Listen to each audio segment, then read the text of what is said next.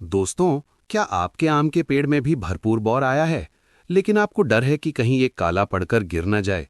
या फिर हर साल बौर तो आता है, लेकिन मटर के दाने जितना फल बनते बनते सब झड़ जाता है? दोस्तों, आम में फूल आने से लेकर फल सेट होने तक का समय सबसे नाजुक होता है।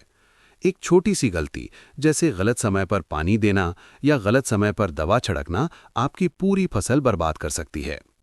आज के इस वीडियो में मैं आपको स्टेप बाय स्टेप बताऊंगा कि फ्लावरिंग से लेकर फ्रूटिंग तक आपको क्या करना है और उससे भी ज़रूरी क्या बिल्कुल नहीं करना है। तो चलिए शुरू करते हैं। सबसे पहला और सबसे महत्वपूर्ण काम है सिंचाई, यानी पानी देना। जैसे ही आप देखें कि आम के तने में फ्लावरिंग यानी बौर निकलना शुरू हो गया है, तो पौधे को प्यासा न रखें। स्टेप 1, पेड़ के चारों तरफ एक अच्छा सा थाला बना लें। स्टेप 2, जब बौर निकल रहा हो तो पहली बार इसमें भरपूर पानी दें। क्यों?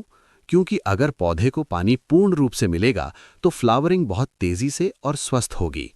सावधानी, यहाँ एक बात का विशेष ध्यान रखें, ओवर वाटरिंग यानी अत्यधिक पानी नहीं करनी है। पानी हमेशा मॉडरेशन में दें।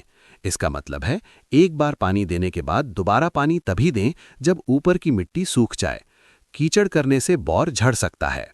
दूसरी सबसे बड़ी समस्या जो इस समय आती है वो है मैंगो मैलफॉर्मेशन, जिसे हम देसी भाषा में गुच्छा रोग या माथा बांधना भी कहते हैं। शुरुआत में तो ये पता नहीं चलता, लेकिन जब फूल थोड़ा बड़ा होता है तो ये एक गुच्छे जैसा दिखने लगता है। देखिए, ये नॉर्मल फूल नहीं है, इसमें ढेरों फूल एक ही जगह गुच्छे में उगाए हैं। ये एक बीमारी है। अगर आप इसे पेड़ पर छोड़ देंगे तो ये पौधे की सारी एनर्जी चूस लेगा।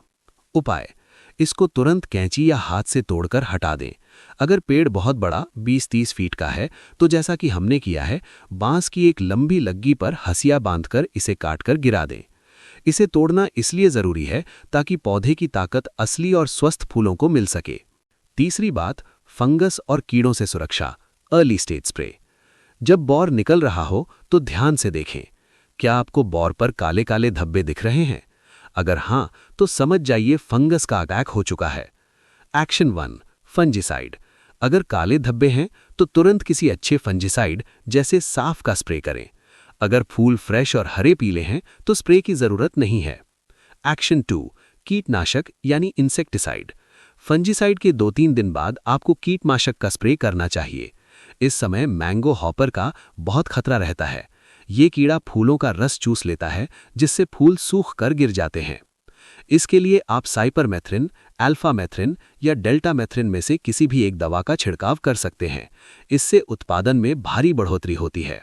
अब जो मैं बताने जा रहा हूं उसे बहुत ध्यान से सुनिए। ये गलती 90% लोग करते हैं। जब आपके आम के पेड़ पर फूल पूरी तरह खिल जाएं, फुल ब्लूम स्टेज, और आपको ढेर सारे फूल दिखें, तो स्प्रे बिल्कुल बंद कर दें। क्यों?